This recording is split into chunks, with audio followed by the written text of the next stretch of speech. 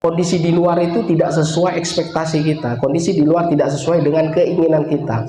Ketika sudah tidak sesuai keinginan kita, apa yang kita lakukan? Mau depresi, maka penting untuk menguatkan spirit, batin kuat, kolbu kuat, untuk bisa melihat Allah di segala aspek kehidupan kita. Kalau kita sudah melihat Allah, maka sudah nggak ada kesedihan.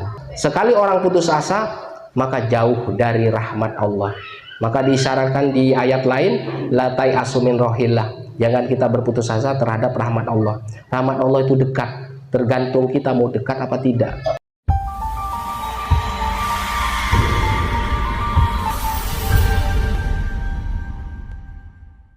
Harapannya apa yang di luar sesuai dengan keinginan kita. Tidak seperti itu. Perjalanan hidup itu tidak seperti itu. Butuh kekuatan, butuh kesiapan, butuh kemandirian secara pikiran, hati, kemudian semuanya faktor itu agar kita menjadi kuat dalam kondisi apapun.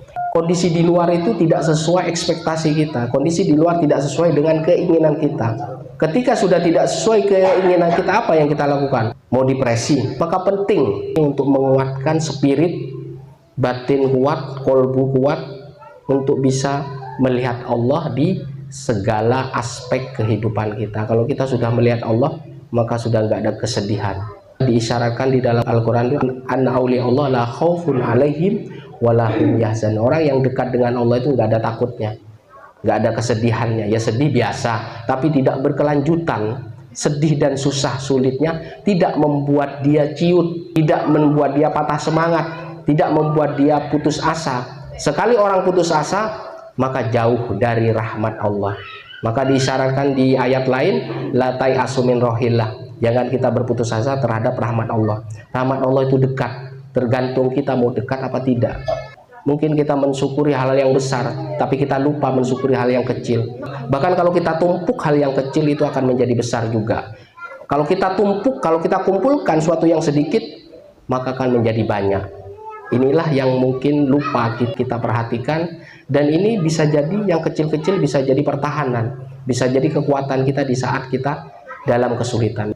Inna ma'al usri yusra. Maka jangan diambil yang mudah saja, ambil semuanya.